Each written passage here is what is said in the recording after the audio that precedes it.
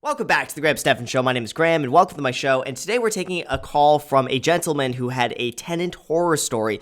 The tenant basically moved in, never paid rent, hired a lawyer, fought it for almost a year. The guy lost almost $60,000 fighting a tenant through eviction. It was a horror story. So we're going to bring him on. He's going to share his story, what he's learned from this, and we'll bring him on the show.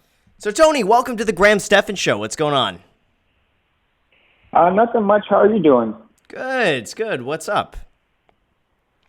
Yeah, so I wanted to, talk a little bit about, some of my experience with the tenant. I had a, pretty similar tenant to you. When I first started out in real estate, actually, this is my first duplex. So basically, I rented out the place to them because they offered me 3 months in advance rent. And I thought, I had found the perfect tenant. They weren't complaining much. So I took it on and said, you know what, let's do this. So when it came time to pay rent, they gave me the runaround, and it was a nightmare. So first they told me that they would have the rent by this day. I went over there and I rang the doorbell for about 30 minutes or so. No one was home, so I kept calling them. No one answered, so I left. And basically that kept going on, and they kept telling me that they would have rent, and then it would just keep going back and forth, and they would just keep giving me like the runaround. So a little bit, yeah. So after that, I said, you know what, I'm gonna, take this to, I'm gonna evict you, and it took a while actually. So they knew exactly what they were doing. So they basically kept making excuses, and they had free service over here. So like if you're, I guess, part of the low income, you're able to get free service, and they can actually, get lawyer help and all that kind of stuff. And we spent a lot of money on lawyer fees, and they basically kept saying everything was broken, this didn't work, that didn't work, and we just remodeled the place. So it was like everything was new. So, yeah, that's basically what happened. So how long did it take you to get them out of there? Oh, wow. It took us, I want to say about almost a year. So it was about 11 months. Oh, my God. And that was a year, by the way. They weren't paying you any rent, right? Yeah. Yeah, they didn't. Wow. They paid the first 3 months, and that was it. And, this is in Oakland, California. Yeah. So it's, right next to San Francisco. So it was, they were just living there for free, basically. Wow. And how much do you think you lost over the course of the year between lawyers' fees and lost rent and damages? I'm guessing they damaged the place. Yeah. I would say it was about 60 grand. Maybe 60? a little bit more, a little bit less. Yeah. 60. Oh my God. Yeah. That's the thing with a lot of these tenants. They're what's known as what was the term? Professional tenants.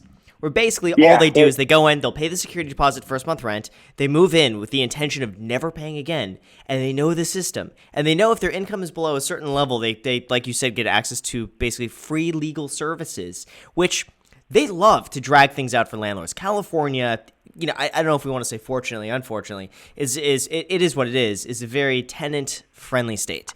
The state usually sides with the tenant, and it's up to the landlord to prove them wrong, basically. So I've seen a lot of cases where tenants have gone in, and then immediately it's been like, you know what, we claim that there's mold in here, and there's rodent infestations, and we're not going to pay any rent.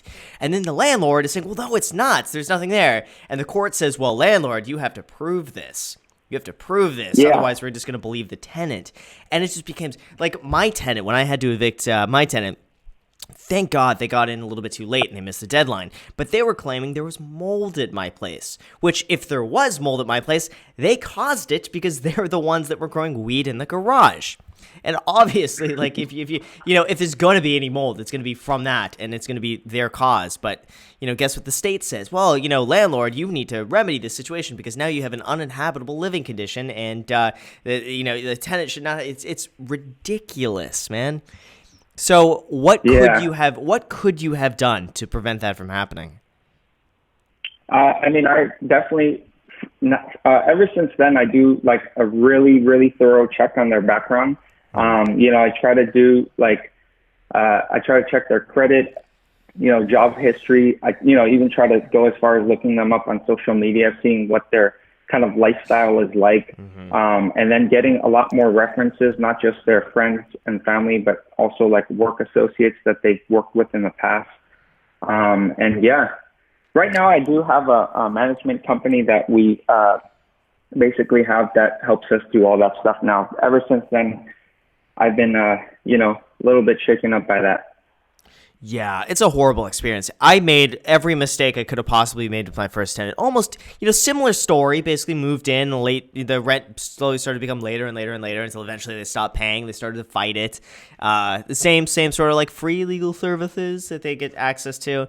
I made the mistakes that I did. The credit was horrible, and I overlooked that.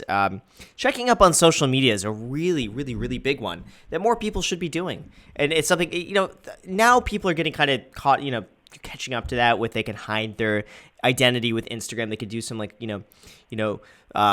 pit bull lover 42069, and that could be their Instagram. It's gonna be kind of hard to find, but trying to find them online could be a really good one. Definitely background checks. But yeah, man, I'm sorry to hear that you ended up going through that. Lesson learned though, because you're never gonna make that mistake again. Yeah, definitely a great expensive lesson as well. Yeah, geez. But anyway, man, sorry to hear about that. But what were a few of the questions that you had? Yeah, so right now I have a few properties now. Some of them are partnerships, but basically I have a good amount of money saved up right now, and with interest rates looking really low right now, I have a few options here. I want to either buy another property, or I want to wait for, the recession to come. Or, I've always been a car guy myself, and, I have a few, nice cars, but I've always wanted to buy my own Lamborghini. And, I have access to, a lot of friends and families, like, exotic cars. I actually do have a YouTube channel. I do a lot of, car stuff. It's Pro Exotic Lifestyle. Do a lot of car stuff, and also I'm trying to do a lot more financial videos now too, talking about real estate and all that kind of stuff. But yeah, I know if I buy a Lamborghini right now, it's the value is going to hold somewhat, and I can probably buy it and drive it around and probably resell it for close to what I got it for. So that's kind of what I'm thinking. But I also watched your video, and you said that you've always wanted to buy a Lamborghini, but ever since you got the money and, you feel like you don't really need that anymore, and you don't really need that right now. So that's kind of where I'm leaning as well. So what's your take on it? I don't know, man. I think you're kind of all over the place with this one. Why going from a property to a car? They're totally different things. Are you looking for an investment, or are you looking for just a good time?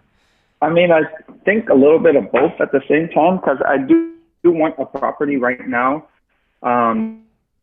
The recession is coming, and I don't want to buy, How do you know the recession is coming? How do you know that? Well, I'm not, saying that it's coming now, but I know there's going to be one in the future, as history shows us. Of course, there's going to be one in the future. What if it's 10 years from now? Or what if it's 15 years from now? That's true, too. I feel like right now, with the whole interest rates are really low, and we haven't had one in about 9 to 10 years. So I just feel like, it's coming within a few years from now. But I could be wrong. Okay, so here's my thought on this. You cannot predict a recession. Very well, we could have a recession in a few months. Prices could drop. Everything could go to crap. Or it could happen 10 years from now, 5 years from now, when prices have gone up another 30%, and then they drop, 20-something percent. It would have been better for you to buy now. No one has any clue. So there's no sense preparing for something that hasn't happened yet until it actually happens. That's my thought with this. Real estate interest rates are insanely low right now. So now I see is a really good time to buy and lock in a really low interest rate loan long term. So for me, I would lean towards getting a really good deal, just waiting until you find a really good deal in real estate, then buying it at a really low interest rate and just keeping it for like 30 years. I think that's going to be pretty foolproof. My thing is this: if you go and buy a car, you're not really going to be able to utilize a low interest rate unless you're getting one of those like 144-month loans at like 4% or 5%. But even then, it's like it's kind of stupid to finance an exotic car for that long at that interest rate, in my opinion. The other thing is this, is that if you believe there's a recession coming, exotic cars usually take the biggest hit for everything. Because that's one of the most easily disposable assets that rich people have, is like, they're not going to dump the property. Chances are they're not going to dump their investments. They're going to dump the car first, where they have their money tied up in. So I think if you believe there's a recession, a car would be a horrible decision to go and buy right now. Even something as easy as like a Lamborghini at the bottom of its depreciation curve. You know, those are the cars that people are going to be first wanting to unload just to free up capital. Sounds good, man. Well, I really appreciate the call. Thank you so much, and definitely keep us posted with this. Yeah, thank you, Graham. I love your videos, by the way. Thanks so much, man. I really appreciate it. Make sure to always hit the like button. Always smash that button. Always subscribe. Smash that button. Exactly. Thanks so much, man. Have a good one. So with that said, you guys, thank you so much for watching. I really appreciate it. As always, if you have not destroyed the like button, make sure to demolish the like button. Demolish the subscribe button. Demolish the notification bell so YouTube notifies you anytime we post a video. Also, feel free to add me on Instagram. I post there pretty much daily, so if you want to be a part of it there, feel free to add me there. Thank you again for watching, and until next time.